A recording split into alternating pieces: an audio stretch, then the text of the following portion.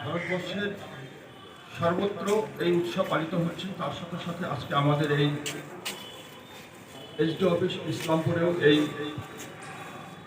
উৎসব পালিত হচ্ছে জাতীয় পতাকা উত্তোলনের মাধ্যমে।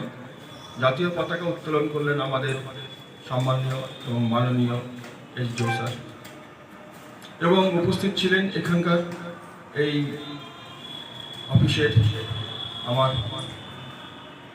কলিগবৃন্দ, সহকর্মীবৃন্দ এবং অন্যান্য শিশু কিশোর এবং এছাড়াও অন্যান্য এই অফিসের সাথে জড়িত ব্যক্তিবর্গ, সবাইকে আমি আমার এই ৭৮তম স্বাধীনতা বর্ষ উদযাপনের উপলক্ষে শুভেচ্ছা জানাচ্ছি।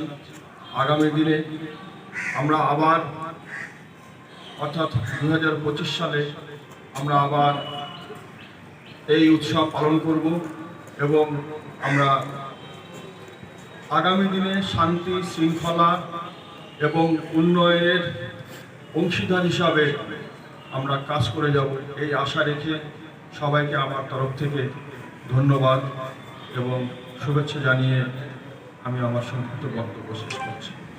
আজকে এখানে উপস্থিত আছে আমাদের ডেপুটি ম্যাজিস্ট্রেটর অ্যান্ড আমাদের এসডিও অফিস স্টাফরা অ্যান্ড সবাই ইসলামপুর সাব ডিভিশন বাসীদেরকে সবাইকে স্বাধীনতা দিবসের শুভেচ্ছা আন্তরিক শুভেচ্ছা জানিয়েছি আমি।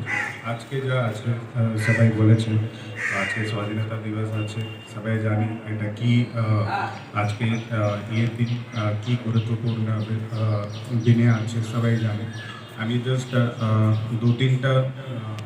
দু তিনটা জিনিস জানাতে চাইছি আপনাকে।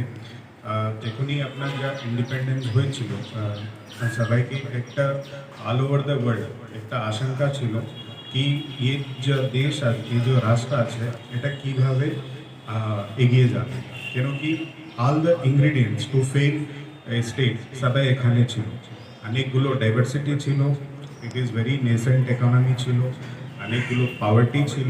ইভেন দেন আপনি দেখছিলেন বাকি অনেক রাজ্য আছে উনি ইন্ডিপেন্ডেন্স পেয়েছেন, কিন্তু যেভাবে ইন্ডিয়া প্রোগ্রেস করেছে that too with the kind of democracy we are having, এটা সব বাকি যা রাষ্ট্র আছে এখানে সম্ভব হয়নি।